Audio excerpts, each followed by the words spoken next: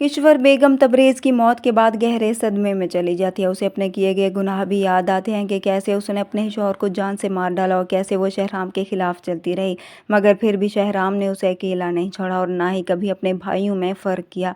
तबरेज़ के जाने के बाद किश्वर बेगम को समझ आ जाती है कि अब वो इस जायदाद का क्या करेगी। एक बेटा उसका उसे छोड़कर चला गया तो दूसरा भी उससे दूर हो गया। शहराम से भी वो अब नज़रें मिलाने के काबिल नहीं रही, क्योंकि शहराम भी उसे बता देता है कि वो जान चुका है कि उसके बाप को मारने वाली भी वही थी। तभी किश्वर बेगम भी अपने किए गए गुनाहों का एतराफ़ कर लेती है कि हाँ, मैंने ही उनके दूध में ज़हर मिलाया था।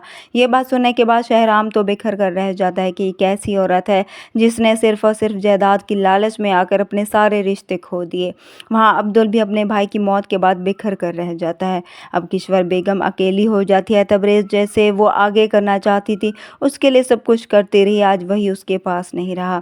वहाँ जमाल साहब भी शहराम से माफ़ी मांग लेगा और अपने किए गए गुनाहों और बुराई पर बहुत शर्मिंदा होगा।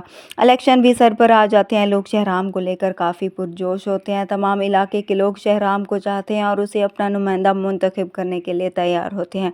शहराम महानूर के घर जाता है तो रऊफ़ साहब शहराम के दुख को समझते हुए उसे कहते हैं कि कभी कभी अल्फाज में भी वो इंसान दुख बयान नहीं कर सकता जो वो महसूस कर रहा होता है। शहराम उन्हें कहता है कि ज़िंदगी इसी ऊंच नीच का नाम है, हमें फिर भी आगे बढ़ना होता है। वहाँ आलिया का बाप अब आलिया की खुशी को देखते हुए अब्दुल से अपनी बेटी की शादी करवाने पर राज़ी होगा, जिससे शहराम अपने भाई के लिए बहुत खुश होगा। दूसरी तरफ शहराम को हाशिम फ़ोन करके बताएगा कि बड़ी बेगम साहिबा कहीं पर चली गई हैं, हम उनको ढूंढने की पूरी कोशिश कर रहे हैं मगर वो कहीं भी नहीं मिल रही है। सुनकर शहराम परेशान हो जाता है और उसे कहता है कि मैं अभी वहाँ पहुँच रहा हूँ। महानूर भी शहराम से कहती है कि मैं भी आपके साथ चलूँगी। महानूर और शहराम घर की बजाय कब्रिस्तान चले जाते हैं। वहाँ पर जाते ही देखते हैं कि किश्वर बेगम अपने बेटे और शौहर की कब्र पर बैठी उनसे माफ़ी मांग रही होती है।